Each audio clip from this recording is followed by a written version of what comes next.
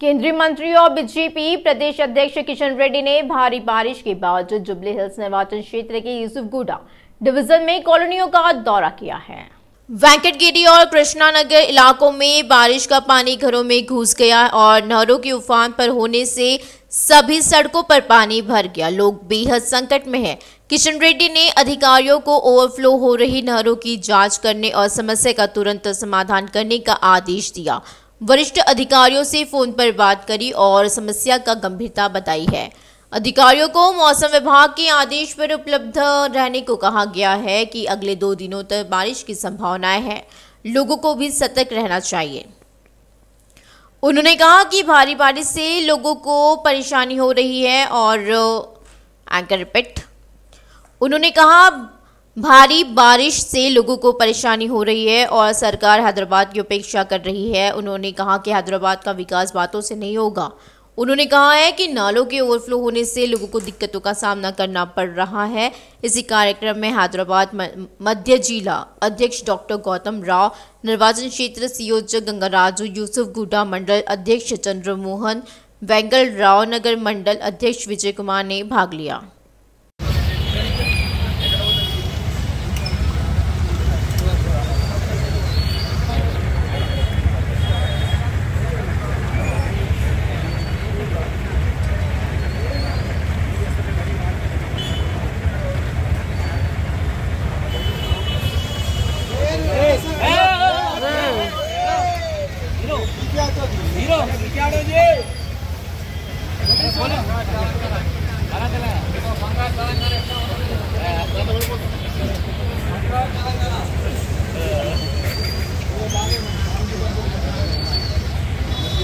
अन्ना जरा इनका जरा अन्ना अरे पिछले कुछ दिनों से नदी के ऊपरी इलाकों में हो रही भारी बारिश के कारण गोदावरी नदी का प्रवाह खतरे के निशान से ऊपर बह रहा है। इससे कई गांव में बाढ़ का पानी पहुंच रहा है, जिससे बाढ़ आ गई है और लोगों को परेशानी का सामना करना पड़ रहा है। आंध्र प्रदेश के एलूरू जिला एसपी श्रीमती डी मेरी प्रशांति आईपीएस के उनके आदेश पर कुकनूर और वेलरूपाड़ू मंडल में गोदावरी जलग्रहण क्षेत्र के बाढ़ वाले क्षेत्रों का दौरा किया है। अधिकारियों को वहां मुसीबत में फंसे लोगों को तत्काल राहत उपाय मुहैया कराने का आदेश दिया गया। इसी के साथ ही पुलिसकर्मियों ने बाढ़ के पानी से प्रभावित निचले इलाकों के लोगों को पुनर्वास केंद्रों तक पहुंचाने के लिए राहत अभियान शुरू कर दिया है।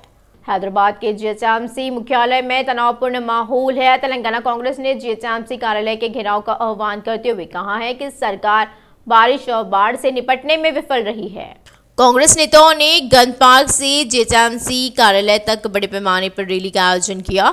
कांग्रेस नेताओं ने बाढ़ प्रभावित परिवारों को 10-10 हज़ार रुपए की आर्थिक सहायता देने की मांग करी। जब उन्होंने कमिश्नर को प्रार्थना पत्र देने की कोशिश करी तो पुलिस ने उन्हें रोक दिया। पुलिस ने कांग्रेस नेताओं को बल्दिया के मुख्य कार्यालय में जाने से रोका। इससे पुलिस और कांग्रेस नेताओं के बीच बहस हो गई। कई कांग्रेस कार्यकर्ता गेट फांद कर कार्यालय में घुस गए। इसी क्रम में पुलिस ने कई कांग्रेस कार्यकर्ताओं को गिरफ्तार कर लिया। जैसे ही कांग्रेस नेता बड़ी संख्या में जीएचएमसी कार्यालय पहुंचे, सतर्क पुलिस ने सुरक्षा बढ़ा दी और इसी विरोध प्रदर्शन में पूर्व सांसद अंजन कुमार यादव, खैरताबाद नगर सेवक विजय रेड्डी और अन्य नेता शामिल हुए हैं।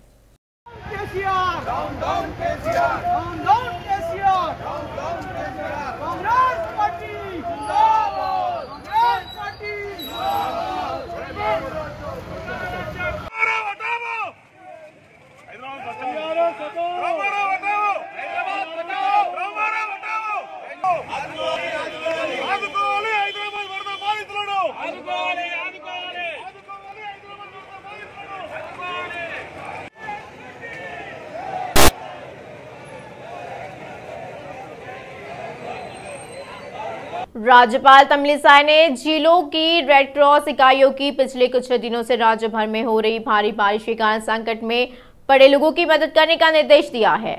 बुजुर्गों, गर्भवती महिलाओं, आपातकालीन चिकित्सा सहायता की आवश्यकता वाले लोगों, विकलांगों को अधिक प्राथमिकता दी जानी चाहिए और युवाओं से सहायता लेनी चाहिए। राज्यपाल ने राजभवन से 33 जिलों की रेड क्रॉस इकाइयों के प्रतिनिधियों से वर्चुअली बात करी। इसी मौके पर उन्होंने राज्यपाल को जिला में बारिश और बाढ़ के असर के बारे में बताया। उन्होंने कहा है कि सभी जिलों में राहत उपाय शुरू कर दिए गए हैं। तमिलिसाई ने सुझाव दिया कि विभिन्न सरकारी विभाग के अधिकारियों, गैर सरकारी संगठनों और स्वयंसेवी संगठनों की भी मदद ली जानी चाहिए। लोगों को आवश्यक वस्तुएं, प्राथमिक चिकित्सा किट, भोजन आदि उपलब्ध कराया जाए।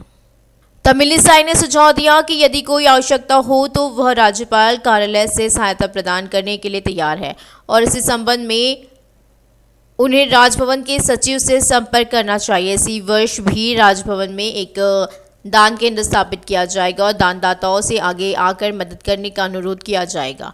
इसी कार्यक्रम में सेवानिवृत्त IAS भारतीय रेड क्रॉस सोसाइटी के चेयरमैन अजय मिश्रा सहित जिले के प्रतिनिधि शामिल हुए हैं।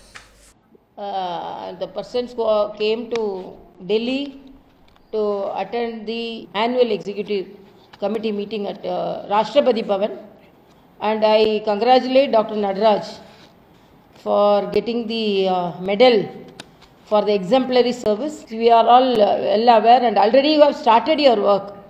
Then first of all, I congratulate you all because I have seen through the WhatsApp groups and from the secretary, they showed what all the good work already you have done in some of the states which severely affected by floods. You can reach out the donors, the philanthropists, so that some help can be got from them also. So in this Telangana Red Cross should earn a name. So whenever there is need and whenever there are problems, definitely Telangana Red Cross will extend its helping hand towards the needy. Thank you. Once the heavy rains have started, at the headquarters level, we have started a control room from 21st itself. BJP के पूर्व विधायक प्रदेश उपाध्यक्ष NVS Prabhakar ने कहा है कि CM KCR के मुख्यमंत्री बनने के बाद 4 बार भारी बारिश हुई है। उन्होंने हर चीज को राजनीतिक दृष्टिकोण से देखने के लिए BRS मंत्रियों की आलोचना करी है। उन्होंने याद दिलाते हुए कहा है कि कभी केसीआर ने कहा था कि हुसैन सागर को नारियल पानी से साफ किया जाएगा, तो अब तक कोई कार्रवाई क्यों नहीं कर रहे हैं। उन्होंने कहा कि हैदराबाद शहर के 300 तालाबों पर मिशन काकती कार्य क्यों नहीं किया गया। BRS नेताओं ने कहा कि हर तालाब अतिक्रमण के पीछे BRS पार्षद का हाथ है। बताया जाता है कि तालाबों तक जाने वाले नलों को भी जब्त कर लिया गया है। उन्होंने कहा कि इन 10 वर्षों में इस तरह के बाढ़ के खतरे का सामना करने के कारण BRS सरकार और GHMC अधिकारियों की विफलताएं हैं। BRS और कांग्रेस के बीच बाढ़ पर राजनीति गर्माती जा रही है। एक और जहां राज्य की जनता भारी बारिश और बाढ़ से परेशान है, वही बाढ़ राहत का कार्यों को लेकर ये दोनों पार्टियां एक दूसरे की आलोचना कर रही है, जिससे राजनीतिक हंगामा मचा हुआ है। बाढ़ राहत प्रदान करने में सरकार की विफलता के विरोध में GHMC कार्यालय की घेराबंदी करने के TPCC प्रमुख के आह्वान के मद्देनजर रेवंत रेड्डी के लापता होने के नवीनतम पोस्टर ने हलचल पैदा कर दी है। ताजा पोस्टर में सांसद मल्लिकार्जुन को लापता दिखाया जा रहा है। 2020 और 2023 की बाढ़ के दौरान GHMC क्षेत्र में अज्ञात व्यक्तियों द्वारा रेवंत रेड्डी की तस्वीरें वाले पोस्टर चिपकाए गए थे। अब ये पोस्टर सनसनी बन गए हैं। हालांकि कांग्रेस ने GHMC कार्यालय के घेराव का आह्वान करते हुए मांग करी है कि केसीआर सरकार पीड़ितों को 10,000 रुपए की सहायता दे। साथ ही कहा है कि बाढ़ राहत के मामले में ये सरकार पूरी तरह विफल रही है। रेवंत रेड्डी के इसी आह्वान के अगले दिन सांसद मल्लिकार्जुन के लापता होने के पोस्टर चर्चा का विषय बन गए हैं। YSRDP प्रमुख शर्मिला ने आरोप लगाया कि सीएम केसीआर के शासनकाल में लड़कियों और बच्चों की जान सुरक्षित नहीं है। उन्होंने राज्य में लापता महिलाओं के मुद्दे पर ट्वीट प्लेटफॉर्म पर सीएम केसीआर के खिलाफ अपना गुस्सा जाहिर किया। उन्होंने आलोचना करी कि अगर बत्तुकमा खेले जाने वाली पवित्र भूमि पर महिलाएं गायब हो रही है तो केसीआर गहरी नींद में सो रहे हैं। केसीआर इस तथ्य का सामना करना चाहते हैं कि पिछले 2 वर्षों में 34,495 महिलाएं और 8,066 मासूम लड़कियां लापता हो गई है। उन्होंने सवाल किया कि क्या केसीआर के बच्चे की सुरक्षा तेलंगाना की बच्चियों के लिए है या फिर नहीं। उन्होंने सवाल किया कि अगर महिलाएं गायब हो गई तो देश में नंबर 1 कही जाने वाली पुलिस व्यवस्था क्या कर रही है। शर्मिला ने लड़कियों की सुरक्षा की बजाय विपक्ष के खिलाफ राज्य सरकार के अवैध मामले दायर करने पर ध्यान केंद्रित करने की आलोचना करी है। उन्होंने मांग करी है कि सीएम केसीआर को महिलाओं के प्रति जरा भी सम्मान है तो उन्हें लापता मामलों पर जल्द से जल्द एक जांच समिति बनानी चाहिए। उन्होंने मांग करी कि लापता महिलाओं और लड़कियों को तुरंत खोजा जाए। टीडीपी के प्रदेश अध्यक्ष कसानी ज्ञानेश्वर ने टीडीपी कार्यकर्ताओं से राहत प्रयासों में हिस्सा लेने का आह्वान करते हुए ये कहा कि बाढ़ में फंसे लोगों को बचाना टीडीपी की जिम्मेदारियां हैं। वे उन लोगों को बचाना चाहते हैं जो खतरे में हैं और उन्हें तत्काल चिकित्सा सहायता प्रदान करना चाहते हैं। स्थानीय तेलुगु देशम पार्टी के कार्यकर्ताओं से बाढ़ पीड़ितों को भोजन, आवास, कपड़े वितरण और अन्य राहत और पुनर्वास उपाय प्रदान करने के लिए युद्ध स्तर पर कदम उठाने का अनुरोध किया गया है। उन्होंने प्रत्येक तेलुगु देशम कार्यकर्ता से अपील करी है कि वे बाढ़ राहत गतिविधियों में भाग लेने के लिए आगे आए और साथ ही लोगों की मदद करें और पीड़ितों के साथ खड़े रहे और गरीबों के कल्याण के लिए पैदा हुई पार्टी की प्रतिष्ठा को और मजबूत करें। शहर में बारिश के बाद कई कॉलोनियों में पानी भर गया। सिकंदराबाद, खैरताबाद, अमीरपेट, पंजागुट्टा और अन्य इलाकों में बाढ़ का पानी सड़कों तक पहुंच गया है। वहीं विधायक देवी रेड्डी सुधीर रेड्डी ने बाढ़ को लेकर समीक्षा की। High court colony, Jagdamba colony, Bhagyalata colony में भीषण बाढ़ आई है।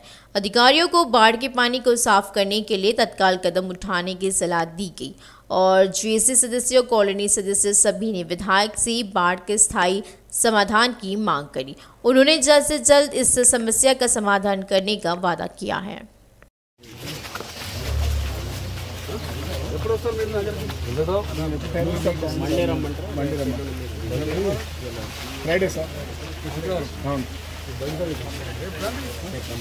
साइबराबाद सीपी स्टीफन रविंद्र ने कहा है कि कुतुबुल्लापुर में छोटी नहरों के निर्माण के कारण आज बाढ़ की समस्या उत्पन्न हुई है। उन्होंने स्पष्ट किया है कि ऐसी हरकतों को नजरअंदाज करने का कोई रास्ता नहीं है और जरूरत पड़ी तो आरोपियों के खिलाफ मामला भी दर्ज किया जाएगा। उन्होंने कहा है कि इस समस्या के समाधान के लिए वे नगर निगम आयुक्त से चर्चा कर उचित कदम उठाएंगे। साइबराबाद के आयुक्त स्टीफन रविंद्र ने गजुलारम सर्कल, वोशिता एनक्लेव कॉलोनी और आदर्श नगर इलाकों का दौरा किया है। बारिश से ऊपर का बड़ा तालाब भर गया और दरार से पानी कॉलोनी में घुस गया, जिससे कॉलोनी की सड़कों और अपार्टमेंट में सल्लार में पानी जमा हो गया। पिछले 5 दिनों से कॉलोनी वासियों को भारी परेशानियों का सामना करना पड़ रहा है। कमिश्नर ने यहां का दौरा किया और कॉलोनी वासियों की समस्याओं के बारे में जानकारी ली। भारी बारिश की पृष्ठभूमि में लोगों को बाहर न निकलने की चेतावनी दी गई है। हैदराबाद में ऑटोमोबाइल चोरी की वारदात को अंजाम देने वाले अपराधियों के एक गिरोह को पुलिस ने गिरफ्तार किया है। इस गिरोह के 4 आरोपियों को हिरासत में ले लिया गया है। इनमें आरोपी शेख मुस्तफा और मोहम्मद अफसर के साथ 2 अन्य नाबालिग भी है और पुलिस ने बताया कि ये काफ़ी समय से शहर के कई हिस्सों में ऑटोमोबाइल चोरी की वारदात को अंजाम दे रहे थे। गिरफ्तार आरोपी हैदराबाद के रहने वाले हैं। चूँकि वे सभी आर्थिक रूप से पिछड़े परिवारों से हैं, इसीलिए उन्होंने विलासितापूर्ण जीवन जीने के लिए हैदराबाद शहर के विभिन्न हिस्सों में दोपहिया वाहन चोरी करने की योजना बनाई। इसी संबंध में उन्होंने अब तक हुसैनी आलम, कालापत्थर, खैरताबाद, IS सदन और बडलागुड्डा, फलकनुमा पुलिस स्टेशनों में मोटरसाइकिलों की साथ चोरी करी है। सूचना मिलने पर दक्षिण पूर्व जोन टास्क फोर्स की टीम ने आरोपियों को गिरफ्तार कर लिया। हैदराबाद स्थानीय पुलिस ने चोरी की मोटरसाइकिलें बरामद करी।